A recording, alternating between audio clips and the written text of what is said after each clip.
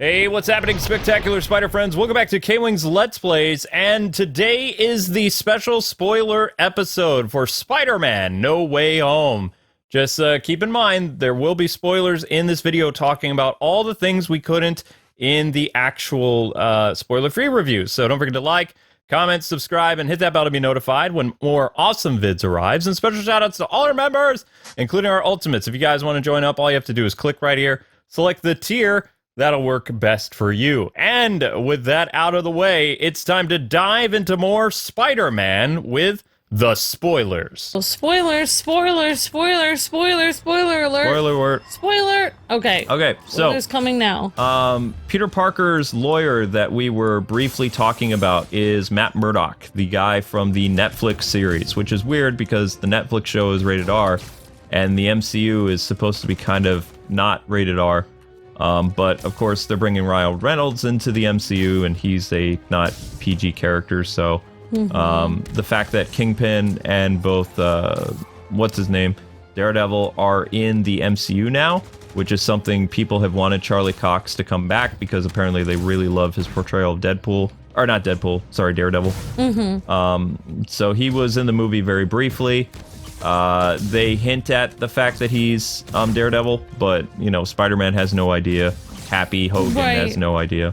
Right. So, the reason why Happy isn't in the movie very much is because he is actually in court, which I guess they could do, like, some type of, what do they call it? Special scene? Yeah, extended edition. Extended edition, where they show, Daredevil being the lawyer for Happy. Weirdly enough, Happy and Daredevil were in the Daredevil movie with Ben Affleck together. That's weird. The actor who plays Happy was in court as Ben Affleck's Daredevil's assistant in the Ben Affleck Daredevil movie. Wow. So it would be happening again. Oh my gosh, that would be coming full circle, wouldn't it? Crazy. Okay, so Spider-Man's suit. Why is he wearing his black suit? They don't really tell you in the trailers, but for spoiler, basically what happened when he was out Spider-Manning, his black and red suit, somebody threw some type of chemical cohesive on his suit, and he tries over the course of the first arc of the movie to get it off, and then when he has to go do Spider-Man stuff for Doctor Strange, essentially he puts his suit inside out, and that's why it has all that tech stuff. It has nothing to do with so he can fight Electro or the Raimi villains or the Andrew Garfield villains. It has to do with he can't figure out how to get the suit fixed, and he wears the black and gold, which I guess that was... I was hoping for maybe Doctor Strange enhanced his suit or something, but no. He just turns it inside out, and that's... yeah. It offers him really no protection either, because all the protection's on the outside of the suit, which made Tom Holland's Spider-Man actually kind of vulnerable, which was cool. He was getting his butt kicked by Electro, who was actually in his pure energy form, so his ultimate Spider-Man blue thing, at the climax of Andrew Garfield's movie. And if it wasn't for Sandman's assistance, then Tom Holland would have died fighting Electro. One of my favorite aspects of this movie, when Doc Ock shows up, he is wrecking Tom Holland. Tom Holland is only able to succeed because he hacks Otto's arms after Otto rips off a part of Spider-Man's nanosuit. Right. And then, you know... he merges with the Stark technology. Yep, he merged with the Stark technology, which would make sense that his arms could do that, because they are also nanotechnology, except nanotechnology from 2004 and the, you know, Raimi universe. Yeah. The reason why Peter has so much technology is his movie takes place in the year 2024. Yeah. So it's you know, it's different. But code can work like that. It can merge with different other computer code. Like, even when I took a few things of web design, it's like you have HTML code and then you have to mix it with CSS code, and it merges together to make the web page. So it actually, you can have two different types of technology merging together. At least with computer code you can. So that would make sense. You could probably merge old technology with new. That would probably work. That would probably work. I don't know. Oh, whoops. This guy's angry at us.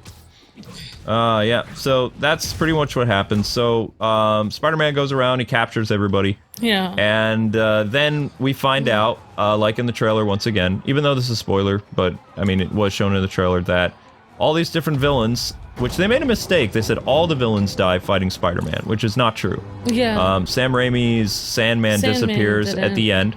Yeah. Dr. Connors is cured.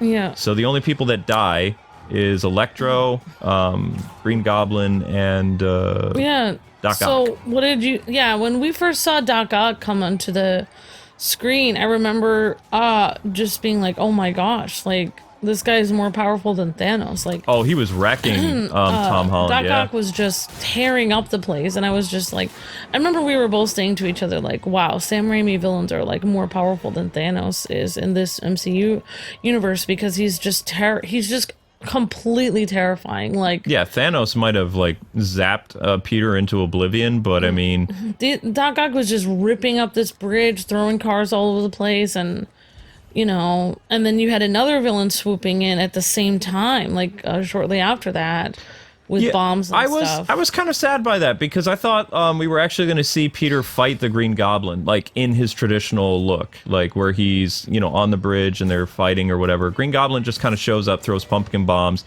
and then Doctor Strange zips Peter back and gives him a lecture, like about what's going on and stuff like that. So, a lot of the movie actually takes place in Doctor Strange's dungeon, which was kind of weird. Yeah, I feel like.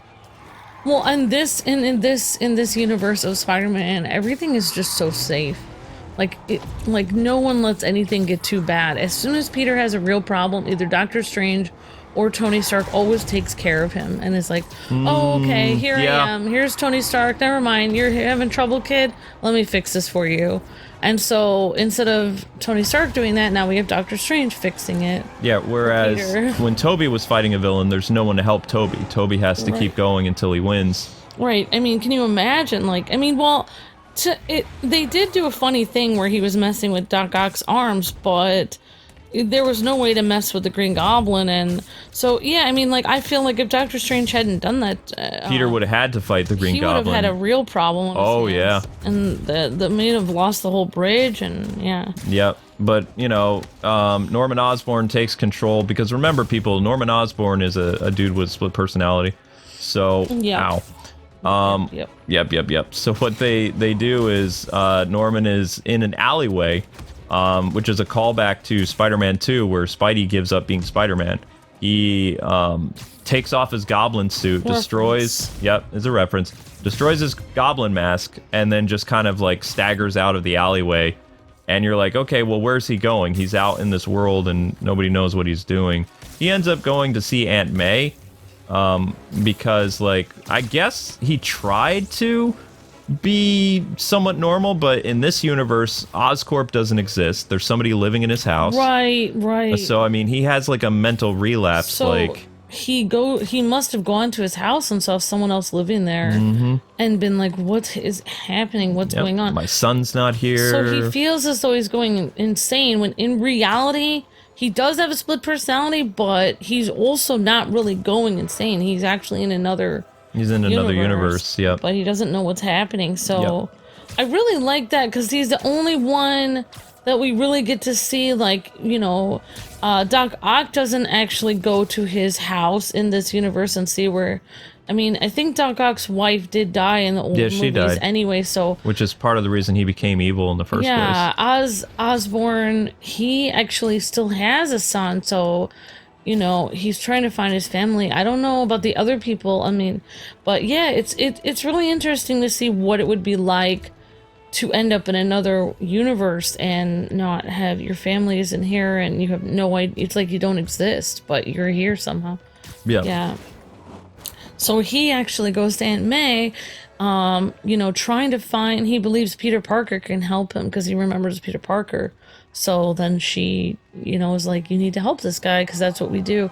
Because Aunt May in this Spider-Verse, in this Spider universe, is all about helping homeless people or people that need help. Yep, she's basically like the Aunt May from the Spider-Man video games. She works at Feast, or actually she has a high position at Feast. She has an office.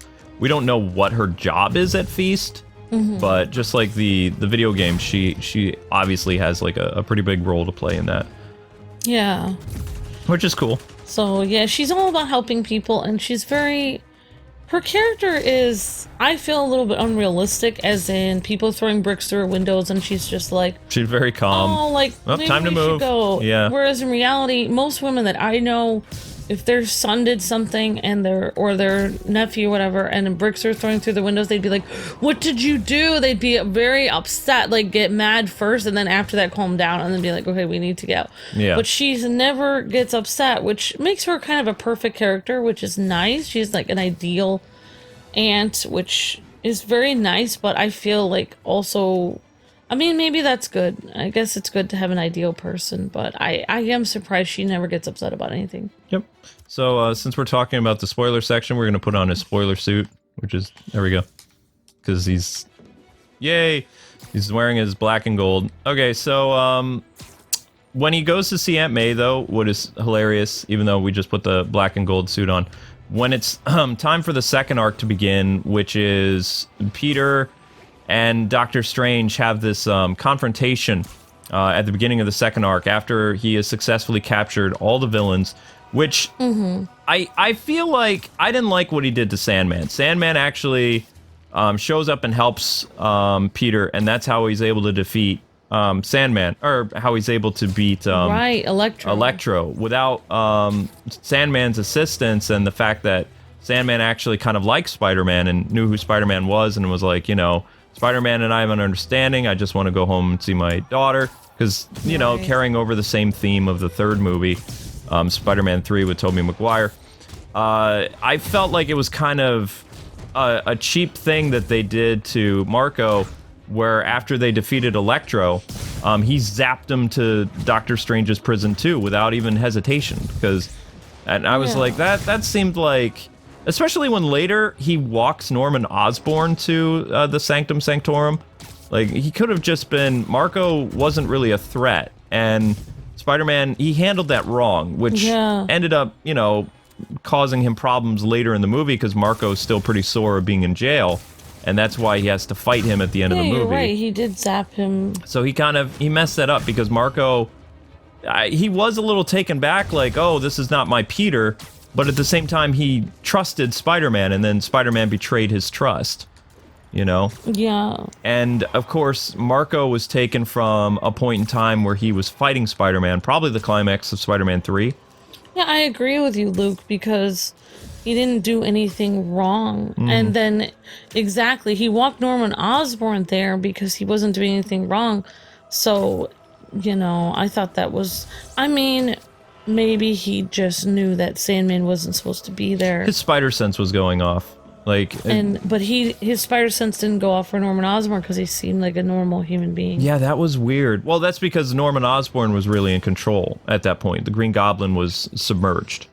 Like, however, Norman Osborn wasn't supposed to be there either. He's from a different world. Yeah, so he also should have been zapped into space, or, you know, into the prison. So, over the course of their probably like a 10-minute discussion of the villains doing banter with one another, telling them how they were all kicking Spider-Man's butt, and they're transported here at certain points of time in the movie. Like, the sequence where Doc Ock is transported is the climax of his movie, where he has Peter by the throat, and then something happens where Peter was able to get through to him, you know, through his basic humanity, and, you know, not kill Mary Jane and not do something, and Doc Ock realized that what he was doing was wrong, and basically he was going to nuke New York City.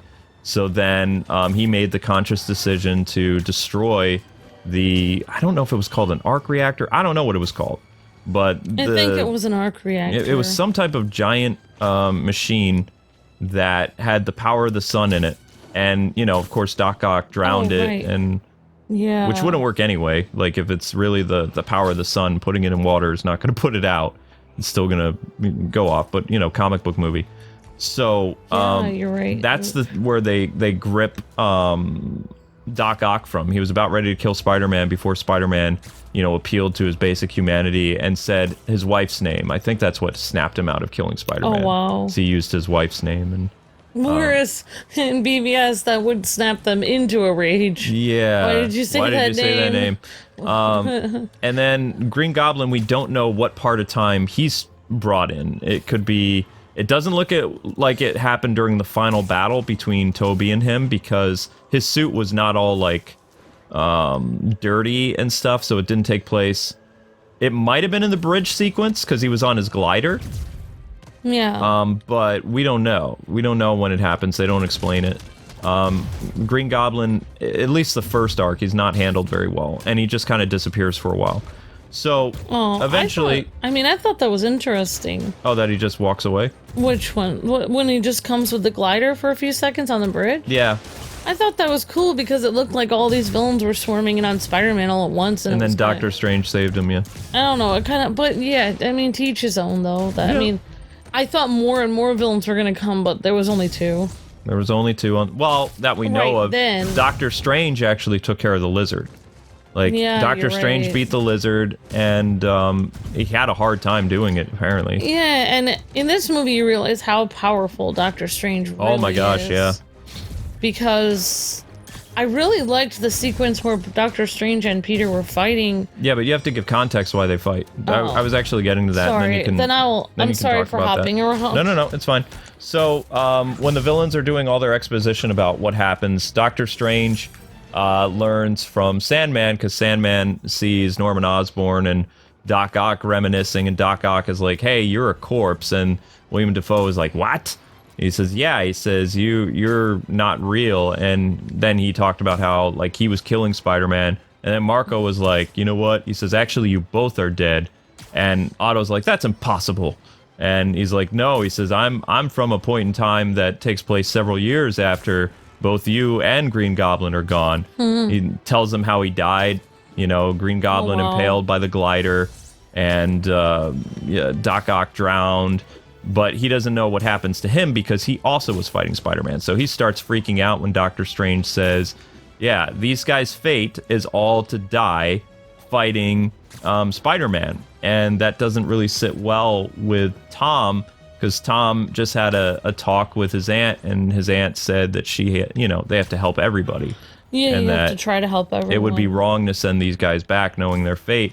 So then Peter, when he kept seeing these guys freaking out about, like, if they die, and Lizard asking, Max, do I die? Do you know if I die?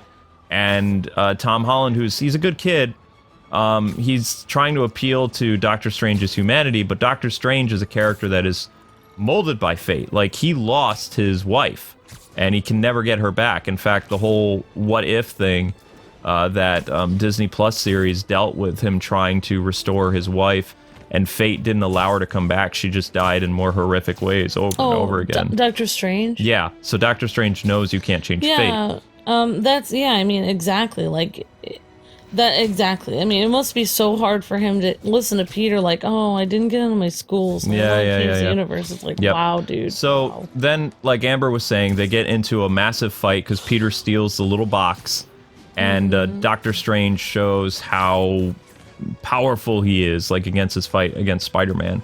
And you can take it from here. And I really liked that a lot better than I don't know if you watched the first Doctor Strange movie, but I didn't really like the first Strange movie, but I wish that this would have been Doctor Strange's introduction, and they would have scrapped the first Doctor Strange movie, except for, well, no, I did like some aspects of it. I liked the acting of the character was Doctor Strange. I didn't like some other characters in it.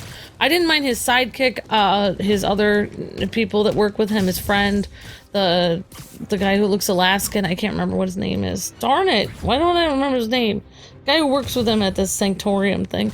But Wong? Wong. I couldn't remember the Wong guy's name. I'm sorry. Darn it! I'm sorry. Why do I... Sorry, I feel so awkward now. This is going to be the one thing people draw from this video. Oh well. So anyway, I forgot Wong's name. So anyway, yeah, Wong. I didn't mind Wong and Doctor Strange and some other people. I just didn't like a lot of the movie I didn't like because of the kaleidoscope weird reality bending. I thought it was too much. They were over-explaining it. I liked how Peter and him were fighting in the reality bending area where he said, this is where I control reality. And I thought, okay, this is cool. Like, if this would have been the scene in the original Doctor Strange movie, I would have liked this, but for some reason I didn't like how they did it in the first movie, but I really liked how they did it in this one. Yep. And that's all I had to say about that. Yeah, I don't like how people say there's only like 3 arcs in the movie. It feels like there's 4. Like, it feels like the Doctor Strange fight is the second arc of the movie. And then the third arc is the part where Peter takes everybody to Happy's apartment which I felt was kind of stupid. Because it's like, you know that there's something bad is gonna happen. Oh, definitely. You know, when Norman Osborn basically sees all these people being cured, then his his other personality resurfaces because he doesn't want. Norman is too weak to, suppress Green Goblin at that point. I think it's the Goblin doesn't want to disappear.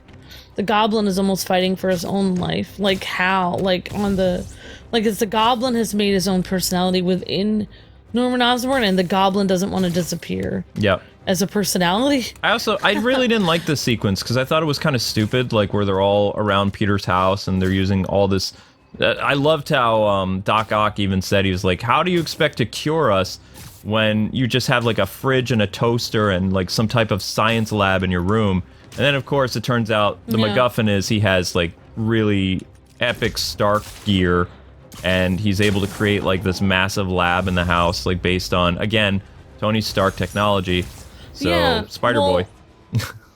Yeah, I mean, it would have been great if they could have somehow went to a lab, kept the villains in their prisons, and then gone to a lab and worked on the cures, and then came back to the prison. I actually thought they were just gonna have William Dafoe and Doc Ock go with him, but he literally takes everybody on a field trip, which ends up being disastrous. So after curing Doc Ock and starting to cure Electro, and, Peter trying to be really nice to people and saying, well, I'm a nice Spider-Man. I don't want to accidentally kill you guys because I think you're cool people. It appeals to this. This is the friendly neighborhood Spider-Man, something we didn't really see with when things go bad. Tobey does what had to be done.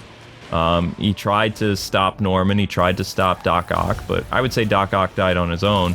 Norman technically died on his own, but it was during a fight with Spider-Man. And Topher Grace, I believe Green Goblin 2 killed him. And then, of course, Venom killed Harry. So, technically, Pete only was responsible for killing 2 of his, 5 villains, something like that? Or 6 villains? I don't know. Yeah. Yeah, something like that. But basically, with Peter, bringing him there was really stupid.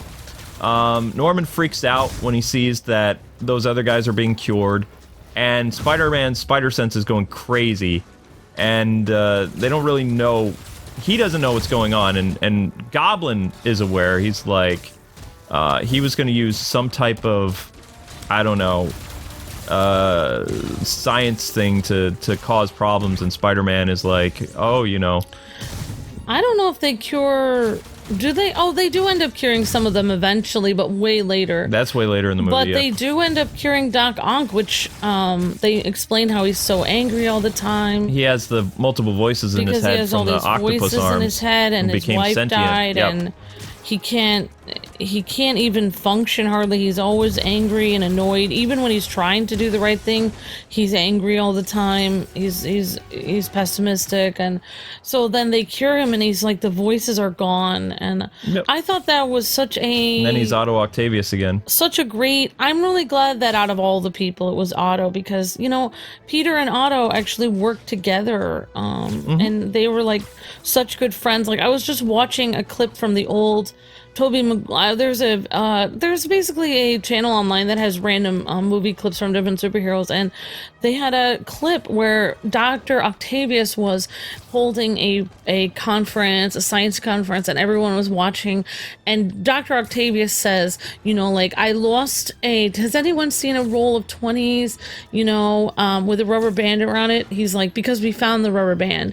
And everyone else kind of and then Dr. Octavius is laughing kind of like it's funny, and Peter is also laughing. Tobey is also laughing. So you can see that the two of them are like peas in a pod. They both enjoy corny jokes. They both love science. They are the same. He loves him as a mentor. He's a super fan of. He was basically okay, so. Otto also restores Peter's suit, so that's why we have this suit on now. This is the hybrid suit. It's a mix between Peter's Stark armor and his classic red and black that he got. So Otto gives him a new suit and he also gave back the nanotechnology, so that's why the suit was able to change. But the fight between Green Goblin and Tom Holland is almost as intense as the original fight sequences. That little spoiler, or not spoiler, little fun fact for you. Dafoe, that's all him. Like, his thing was if he came back, just like in the Sam Raimi movie, he wanted all the stunts to be him. So all the fight choreography, all that stuff that you saw in the original Spider-Man movie and in this film, that's all him fighting Tom Holland. Like, he's not pulling his punches. It's a very personal fight, which is one of the great things of Tobey Maguire's movies is his villains' fights were personal. Like, they knew who he was. He had a lot of things at stake, like his family. And Goblin uses all this stuff. The fight is pretty intense. It only lasts about like a minute.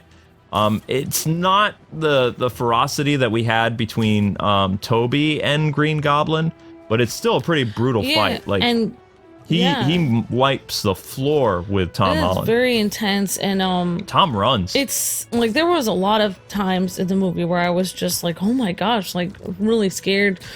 Also, Green Goblin uses psychological warfare, like he does. He knows how to mess with anyone's mind to mess with them to the point where he breaks them mentally. Like, you know, he'll say, you know, like it was you that got your family member in harm's way, and you're the one who really killed them because, you know, they were here because of you and you told them you'd keep them safe. So it's like he basically psychs them out to the fact that he makes everything their fault. And it's just like, oh my gosh, dude, like, this is so disturbing. So the climax of the fight, Peter is down, and he told Aunt May to run. They go all the way through the apartment complex. Like, the fight starts at the top of wherever Peter and, you know, Happy's apartment is. And then, basically, they end up at the bottom floor. Like, Green Goblin literally threw him through the floor, and Peter tried to run away, and... you know, he was scared. It was like probably the first time since Thanos that you actually see Spider-Man afraid.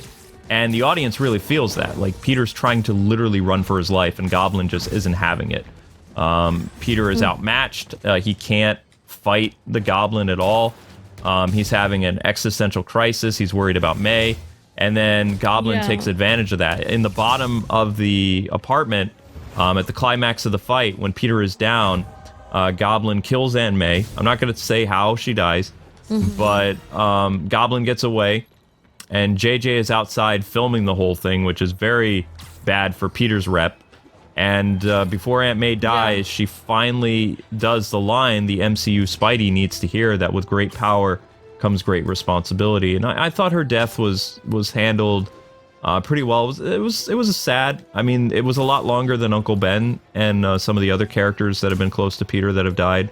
Not quite as long as Harry's death, but it was still pretty intense. So then Spider-Man goes into hiding because the world is after him. Like, NYPD shoots at him, which I actually thought May might still be alive, but when the NYPD and the military start shooting at Spider-Man, who's now public enemy number 1, for blowing up this apartment building, I'm thinking, well, May's totally dead now because Spider-Man gets shot and has to run away. I did feel like the news, you know, JJ being out there with the news crew, I feel like it did agitate the situation.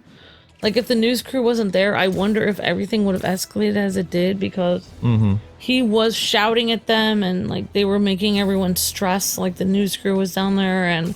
so I wonder sometimes if that added to it or not. Well, I mean, it might have added to some of the tension, but they weren't watching. They weren't watching the news anyway. Oh, if they were, they would have been more freaked out about it. The Goblin would have done what he did anyway because he didn't want to be. Okay. Yeah, the Goblin wasn't making a cure. He was making a thing to make him like the more dominant like figure in Osborn's mind. In fact, Osborn never resurfaced. Like, the Goblin took control of him like after. Norman had a mental break and couldn't find his house and couldn't find his son and had no idea where he was. Goblin took over. He was the one steering. When he got stabbed with that thing at the very end, like in the fight, I think the first fight. Yeah, May stabbed him. Yep. May stabbed him, and she thought she would cure him, but it didn't. So that's why, because the Goblin made it. It made him stronger too. He had his serum was being more perfected. Wow. Because remember, Harry was the one who perfected his dad's serum.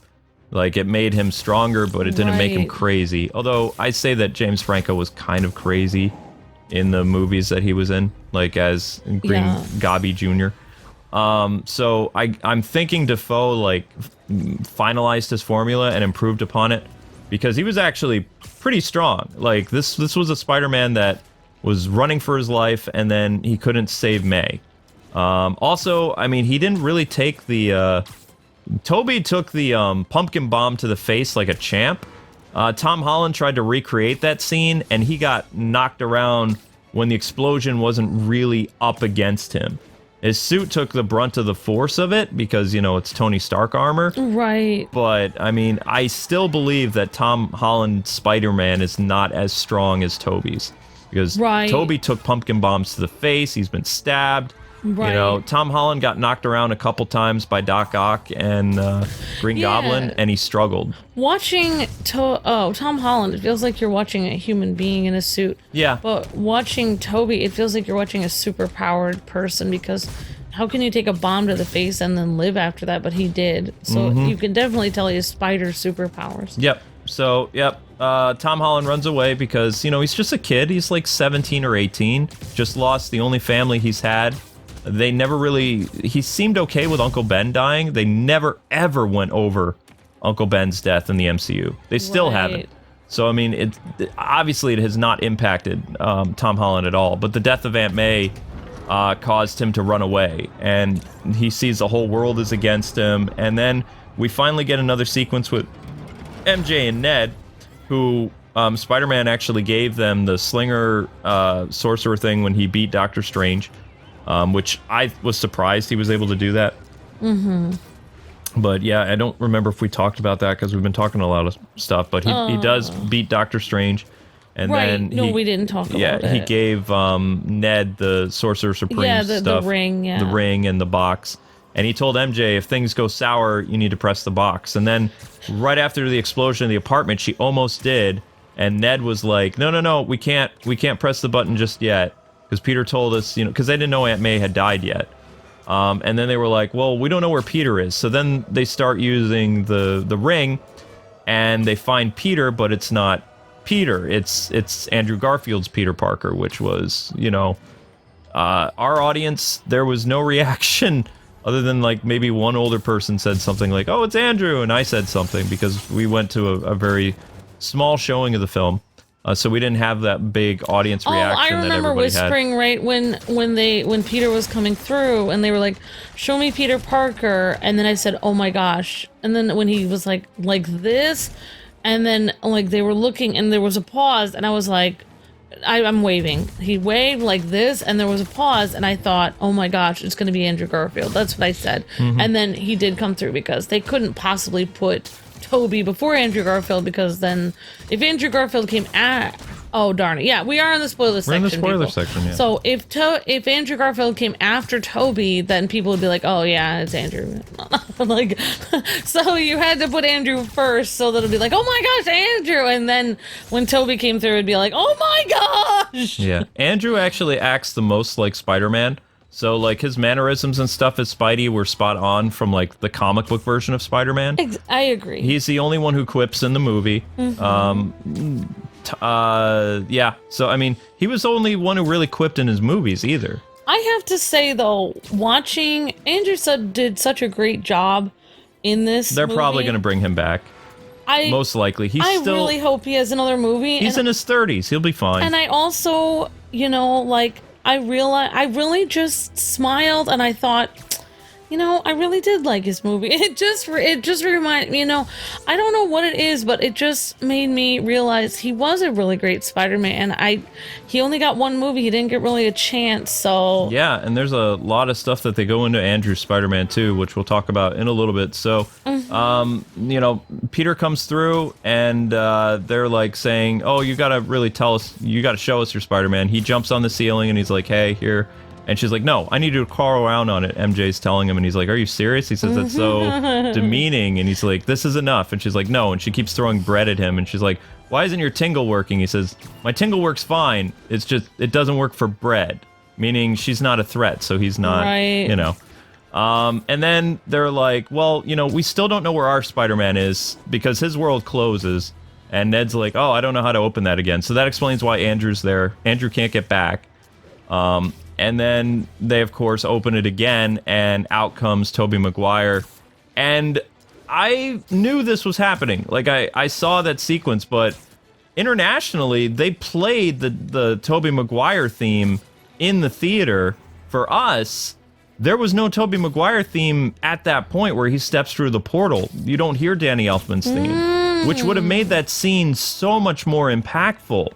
Also, I was already impacted, but yeah, there's no music that plays really. Yeah. In the international release of the movie, when he steps through the portal, they play his theme, and the audience reaction that I heard when they were playing it, I think it was in Sweden or something like that. Like, everybody's like cheering, so you can't even hear Toby's lines. Yeah, it was like the audience reaction to that scene was like when Captain America got Thor's hammer in Endgame, but it was even a bigger applause.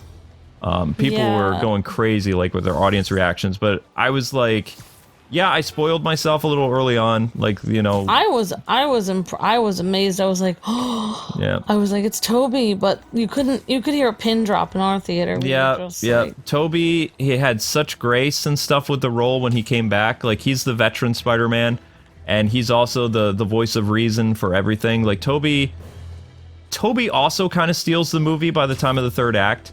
And it's not that the Spider-Men are just like a cameo either. They are in from the third act, like near the end of the third act into the entire fourth act. So they're in the movie for about 40 minutes almost.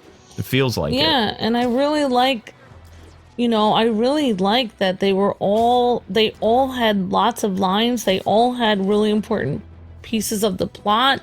They all had really important things to do. They all interacted. Like, I don't know if they were saying their lines in the studio together at the same time or what, but or if they had to, like... No, they were there. The pandemic. Okay, because they filmed all their stuff. Yeah, because, like, I really liked one of my favorite moments. I know I'm skipping, but one of my favorite moments was them all hugging at the end, and I really liked Andrew Garfield and Tobey together hanging out, because that must have been the first time they ever hung out together, too, so... Yeah. That was really fun. I really wish that the one line where he says, I just fought a Russian, person, like, you guys are cooler than me. I felt like, no, Andrew, like, don't put yourself down. But I think they did that on purpose to say, no, you're you're amazing. You are amazing over and over again. Yeah, because he's the amazing Spider-Man. Yeah, that's the name of his film series. So that's why they were setting that line up. So thanks to Tobey and Andrew Garfield, they're able to track down Tom Holland. And they go through this thing where, Tom is like, he's becoming a dark Spider-Man because he wants to kill Green Goblin for the death of Aunt May. Right. And Tobey explains to him, like, we do know what you're going through because I lost my Uncle Ben. My Uncle Ben was killed, and, the other guy steps in and he's like, well, I also know what it's like to lose somebody. He says, I lost my MJ, my Gwen. And he says, I've been broken inside. And the thing that he said next, it was like, oh my gosh. It said, after his Rhino fight, he stopped pulling his punches. He became very bitter. And he just, we never got to see that version of his character. He stayed Spider-Man for Gwen, but he started to become a darker version of Spider-Man. He talked about what happened to him because we never got to see it, because we never had another movie. Yep.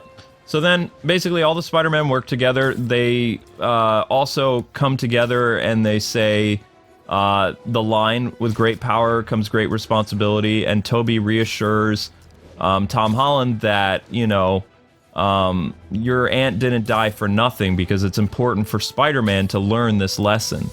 And Tobey literally says that. Like, he says this is an important part of who Spider-Man is. And they both say it, Andrew Garfield and Tobey both say, with great power comes great responsibility. And then I believe Tom Holland's character says, you guys all know this? And they said, yep, we do. Yep.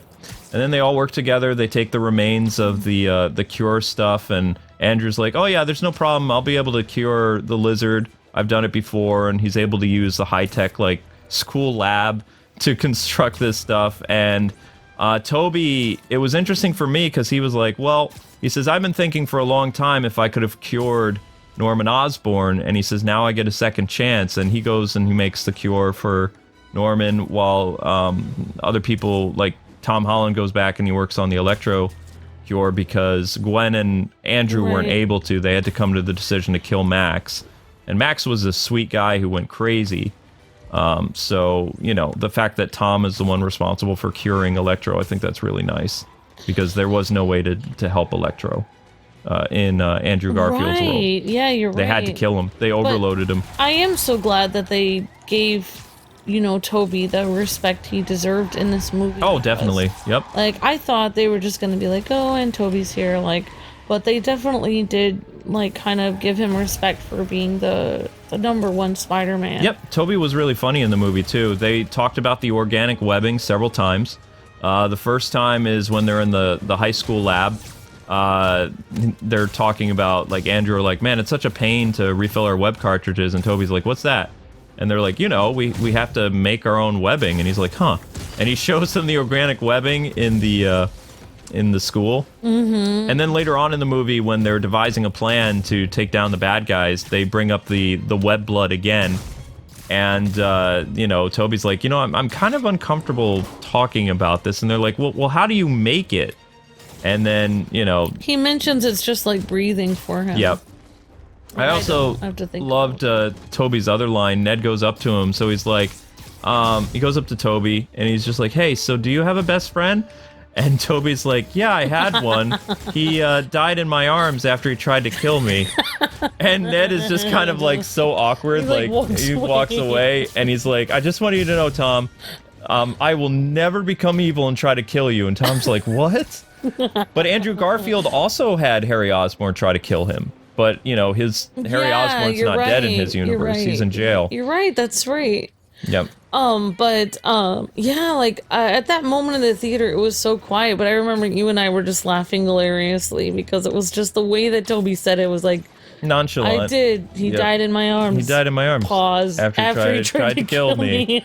Yeah. They also confirmed that Tobey and MJ, Mary Jane, got married. Oh, wow. They worked it out, and... You know, it's kind of like an Into the Spider-Verse thing.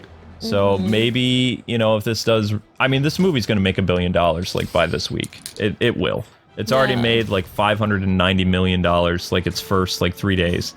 Counting a Thursday release. So, it's going to. Like, Sony's going to want to do stuff with Tobey. Whether Tobey shows up in the Multiverse of Madness, the Doctor Strange movie. I don't think he's going to get his own movie.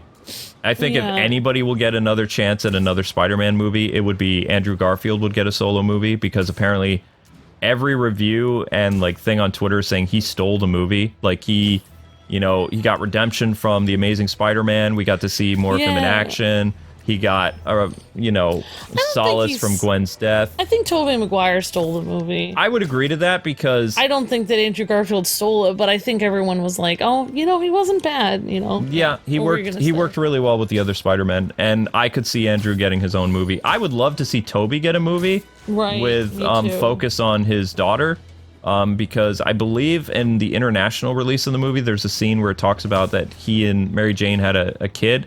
And, you know, they've been married for quite a while, which would make his, you know, offspring probably like 16 or 17, about the age of Tom. Mm-hmm. Like, he felt like kind of like Spider-Dad in the movie, more so than the Spider-Dad in the Miles Morales movie, like the older Peter Parker in his 40s. Yeah, I like how he combed... There were several instances in which... you know, like there was just insane and no one knew what to do, and Tobey was just like, he just knew what to do. He was just like, he's like, that's why we're here, we're gonna figure this out, and you know, you just need to do this. And it was just like, oh, I remember when he first came through the portal, he was touching his chest and he said, I feel in my heart there's a reason I need to be here, because I feel like this other Spider-Man needs our help. And he said that to Andrew Garfield. He said, we have to go help him. So they both were... Tobey was the leader, but they both were like the spider helpers. They had to go help Tom Holland. It was like their spider brother in need. So yep. Let's see. Back to the Statue of Liberty thing when they're luring all the bad guys. He also mentions, Tobey mentions his bad back, which is a reference to Spider-Man 2 where he fell off the roof. Right, and you wanted to see that. I wanted them to see. You said that was one of the things you wanted in the movie. Yep, so they, Andrew Garfield pops his back and Tobey's like, oh, that's much better. And then they have like awesome. Another chat, like Tom Holland is like, so, what are some of the craziest villains you guys ever fought? And Tobey's like, you're battling some of them. Like, he didn't miss a beat like Tobey did. Like, he was just very... Yeah. Beat for beat. I really like that they didn't have competition. Like, no. One thing I don't like about Marvel movies is, like, Iron Man and Captain America fighting about who's better. So I'm really glad that, you know, Andrew Garfield and Tobey weren't really at odds. Like, well, I fought villains too. Like... There was like, they were just mutual, like, just, I really liked how Andrew Garfield was just like staring at everyone and smiling like, you guys are so cool. Like, I thought he was very sweet, you know, and everyone was just appreciating each other for what the villains were that they fought. Yep. And Tobey was very gracious. I guess that would be a great word. I loved how he was describing his alien fight. He was like, well, I fought an alien once that was made of black goo. And then Tom was like, oh, I fought an alien and I went to space. And then Tobey was like, hang on a second. He's like, you went to space? And then, yeah, Andrew Garfield had this little pity party. He was like, well, he says, I just fought a guy in a rhino suit. And I thought they handled that really well. He's like, no, you were amazing. But you were amazing. For me, that scene dragged on a little bit too long. Yeah. You know, just a little bit. I mean, there was a couple things I thought dragged on. Like, no offense, but I feel like the Aunt May death scene did drag on way too long. That was like one of the longest deaths. She died, and then he kept talking to her after she was dead for like 10 minutes. I was just like, dude, no, it was like, over. It felt like 10 minutes. It was like 5 minutes. It's like, she died, and then it was like, in normal movies, it would be like, no! And then you would jump and leave. But instead, it was just like, talk to me. It's like, dude, she is dead. Like, she's please, gone. Like, yep. Why are you still talking to her? It was very awkward. I didn't know what to say. So, at the fight of the Statue of Liberty, like, you had Electro show up, and Electro just wants to destroy the box, like the Doctor Strange box, so he doesn't have to go home because he wants to stay in this universe because, one, he won't die, and two, he's addicted to the electricity that's in this world. Like, the power is so much more because this is a more advanced civilization than, you know, where he came from in Andrew Garfield's world. So he didn't want to go back. Sandman wants to return. So at times I thought that Sandman would actually fight Electro again because he wants to go home to his daughter. Doc Ock is not there at the beginning of the fight. He's nowhere to be seen. So it's just Electro, the Lizard, and Sandman fighting the three Spider-Man. And the three Spider-Man are getting their butts kicked. So then Tobey is kind of like, they regroup. He has them regroup, and he's like, we're doing terribly. And Andrew's like, yeah, we suck. I don't know how to work together. And Tobey's like, me too. And then Tom Holland's like, well, I don't mean to brag or anything, but I was an Avenger. And Tobey's like, you were an Avenger? That's great. You were in a band? And then Andrew's like, yeah, you were in a band? That's awesome. And he's like, no. They're Earth's mightiest. And Tobey's like, how is this helping? He's like, okay. And he says, okay, so he calls Tobey Peter 3 because he had 3 movies. Andrew's Peter 2 because he had 2 movies. And then he's Peter 1 because he's the world wherever. And they end up working together, and they are like, okay, so we're going to take down the guys one at a time and cure them. And that's essentially what they do. And everything is going really well until Doctor Strange comes back. And we're not going to spoil the fight too much because we want you guys to, you know, kind of experience that for yourselves. But the fight is really cool. The Spider-Men work together, taking people down one at a time. And then they have, like, some really sweet... Tobey does, at least. He has some screen time with his villains. And especially the Doc Ock scene, like, it brought a tear to my eye a little bit because it was handled so well. And, you know, it was great that Doc Ock got to see Peter grow up and, you know... He even said...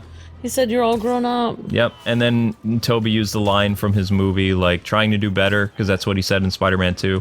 So there was a lot of throwbacks to a lot of meme lines, which was fantastic, so Sony did a fantastic job with that.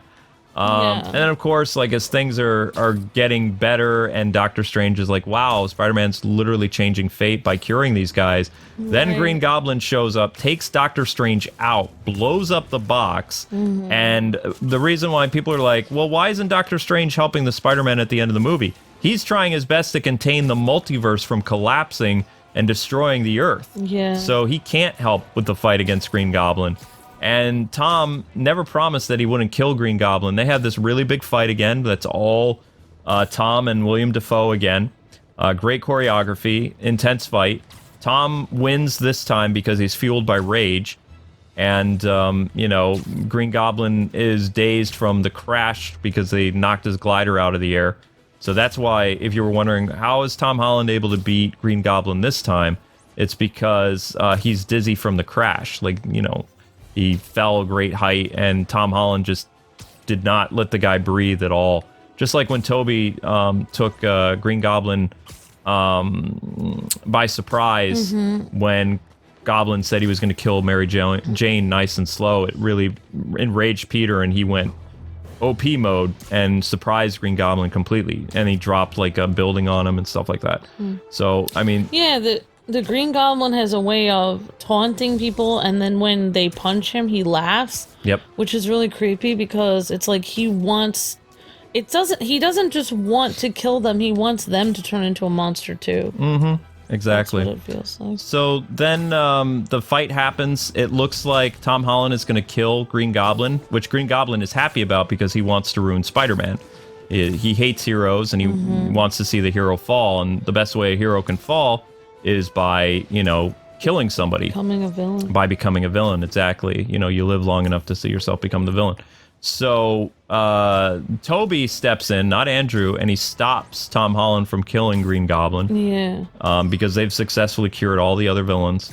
And Green Goblin is not thrilled with that, and then stabs Peter from behind like Tobey. And there was one person in the audience that was like, no, don't kill Tobey. And that was like some guy who looked like he was in his 40s or something like that. I knew they weren't going to kill him, though, because he can take so much hits. He can take a lot of punishment. Yeah, when he got stabbed, he's just kind of lying down. He's just like, it's fine. Yep. Andrew Garfield is the one that throws the Aunt May cure that Tobey has perfected. And then Tom Holland stabs him with the stuff, and Norman Osborn comes back to being Norman again, and he's like, what have I done? And then he doesn't talk the rest of the movie, and it's just kind of like this thing with the spider people, which was kind of sweet. Yeah, I think that what made the movie so great is that all three actors and characters, Spider-Man and the actors that played them, they were very humble and in being able to, appreciate each other's Spider-Man movies. They weren't in competition, and they made the three Spider-Men humble, then wanting to work together and appreciate each other like brothers instead of like rivals. So I thought that was the main thing that made the movie amazing. Yep. So, Peter 1 or Tom Holland's Spider-Man, like after he says goodbye to the other Spider people, which I felt like their exit was kind of bittersweet. They're just kind of standing there and they disappear. I thought they were gonna do more with their themes and stuff like that. Tom Holland's theme is constant throughout the movie, even when the other Spider guys are in it. They only play Tobey's theme 3 times in the entire movie when Tobey's around. I don't remember the Amazing Spider-Man theme being played. I don't think... Maybe when with his little heart-to-heart with Electro, where Electro is kind of disappointed that Spider-Man isn't black. Yeah, he has an interesting thing, which I feel like they are teasing Miles Morales. Oh, of course they are. Big time. Because he's like, I always, looked up to you, or I noticed you were from the Bronx and, Queens. I'm sorry. You were from Queens and you didn't have a lot, and you had it rough, and, you were always my hero or something, but he's like, somehow I always thought you would be black, and he's like, I'm surprised you aren't, and then he's like, well, he's like, I don't remember what Andrew Garfield said in response. Like, well, sorry or something. Like, I don't know what he said. Sorry you're disappointed. Sorry, but he's like, well, I don't know, like, I still like you or something. And then he's like, maybe it'll happen someday. So I think they were teasing, like, Miles Morales of happening. course. So, Doctor Strange is basically telling Peter to say his goodbyes because the multiverse is going to collapse, and like he can't stop these things from coming through, and he's freaking out. And Tom comes up with this idea: is like, well, what if the entire world forgets that Peter Parker exists? That would stop these people from, you know, figuring out that Peter Parker is Spider-Man and all this other stuff. And then Doctor Strange is like, if you do that, he says, no one will remember you.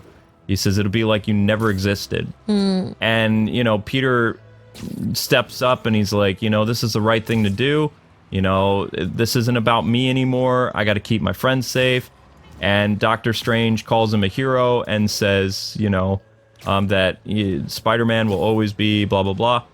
And then Doctor Strange easily does the new spell. We have a heartfelt scene with MJ and Peter as they, you know, embrace and kiss, like, you know, the superhero kiss thing. And then he disappears and he goes up to Doctor Strange, and Doctor Strange unleashes the spell. And then there's a time skip of probably several months or like maybe a few weeks. They don't really explain it. And Peter promised MJ that he would find her again, and he has a note in his hand. And he goes into the diner where another Spider-Man actor is actually in there. Nicholas Hammond, the 1970s movie Spider-Man, is in the diner at the end of the movie. I didn't know that, Luke. Yep, that's him. He's in the diner. Wow, that's really nice. And he has an unspoken cameo, which is, yeah, it was kind of cool. I recognized him and I was like, did they really get Nicholas Hammond? And then I went to Nicholas Hammond's Facebook, and he says, yes, he's in the movie at the end of the movie. So, yeah, Peter basically, long story short, he doesn't tell MJ. He also sees that she and Ned are together. Possibly, he is her boyfriend. I wasn't really sure. I think they were just friends. They might have just been friends. But they could have been dating. I don't know. Well, I mean, if Peter was never in their lives, it's very possible that all those things that Peter and her did, like, you know, when he was just Peter Parker and not Spider-Man, Ned and her did, like, you know, the fate just kind of changed some aspects of who it was. I don't think they could have been dating. I don't know.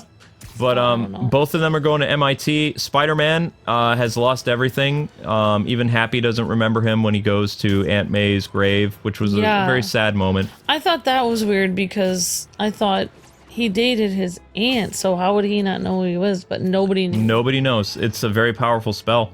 And then Peter takes the remains of his stuff and whatever money he can, he gets a dumpy apartment that looks like the apartment from Spider-Man 2. It really looks similar to it. Yeah, it does do that. I thought he was going to say something about fixing the door in the movie. Yeah, but don't mind the door. I'll get around to fixing it. That's what I was hoping they were going to do, but they didn't. It was like kind of missed opportunity. Yeah, they should have mentioned the door. That would have been fantastic. Yeah. Then we see Spider-Man suiting up, and also he has a GED book because in order for him to go to college, he has to take the GED test because he doesn't exist. He has a new Peter Parker. Nobody knows who he is. Right, because if you don't have any records from high school, you'd have to take the GED. Yep. That's true. That was kind of sad for me. Also, when he put down Ned's the Emperor Lego piece from Homecoming, meaning he never had a friendship with Ned, even though he did, but he didn't because nobody remembers him. That was sad. And then, of course, it goes to the Spider-Man video game where they show Spider-Man is making his own suit, and he models his suit after a combination of Andrew Garfield and Tobey Maguire's suit. The blue is much bluer, the red is like brighter. There's no more armbands, no more technology. It's whatever Spider-Man was able to hobble together. Kind of looks like this, but brighter.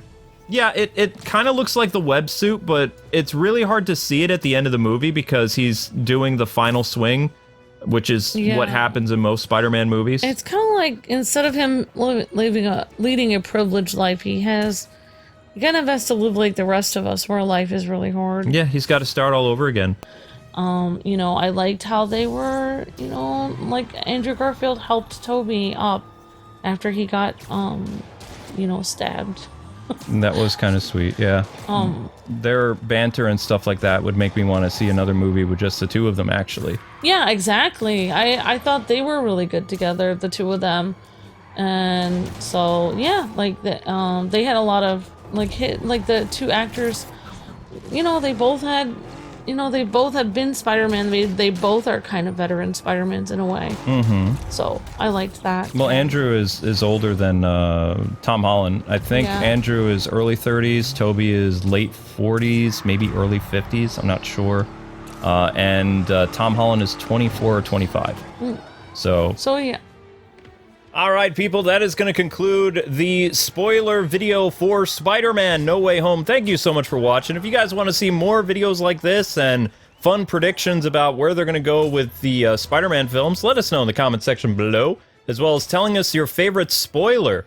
We'll see you guys live later tonight with something awesome. Just a fun reminder that we have a new video up on Facebook Gaming Monday through Friday, so make sure you guys check that out when you have time, as well as liking, comment, and subscribing on this channel. And we'll see you guys live starting later today around 5 o'clock Eastern Standard Time until late into the evening. All right, people, until we meet again, God bless and happy gaming. Thanks so much for watching. Excelsior! Later, Spider friends.